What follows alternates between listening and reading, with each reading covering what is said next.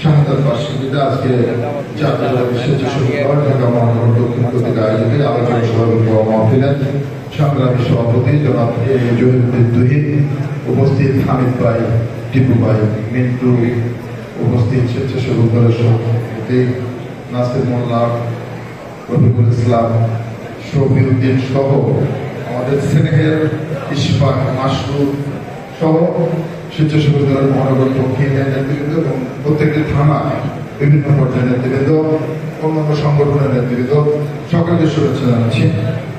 প্রিয় উপস্থিতি, বক্তব্য দেওয়ার সুযোগ নেই।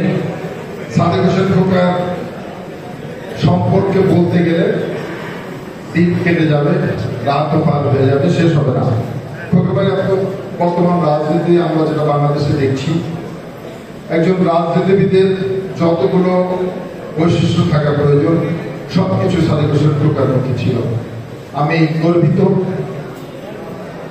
এমন একজন নেতার সান্নিধ্য আমি পেয়েছিলাম।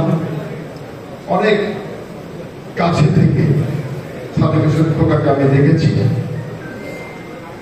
একজন মানুষ, একজন নেতা এরকম হতে পারে আমি আসলে বিশ্বাস করতে পারি না। আমরা এখন দেখি ঢাকা শহরে বিভিন্ন থানা যখন কমিটি করতে যায়, এখনকার নেতারা যেভাবে তাদের নিজেদের লোককে কিভাবে প্রোভাইড করবে, একজন কর্মী কাজ করছে তার দিকে দরদ নেই, কিন্তু নিজের লোককে তাকে নিয়ে আসে। অথচ সাদেক হোসেন খোকা একজন ভিন্নতা ছিল।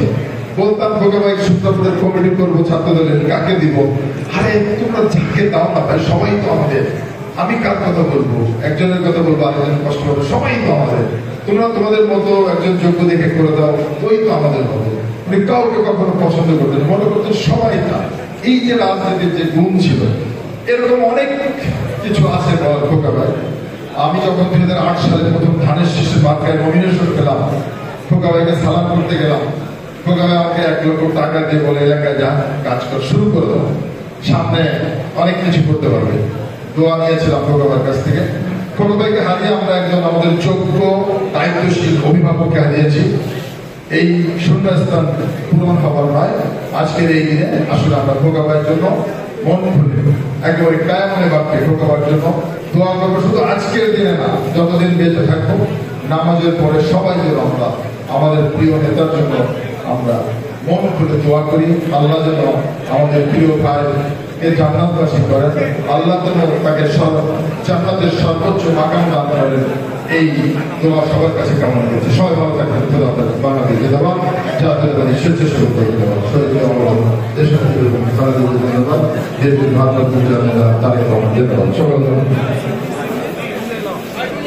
ধন্যবাদ। সম্মানিত প্রধানমন্ত্রী, এখন দোয়া হবে।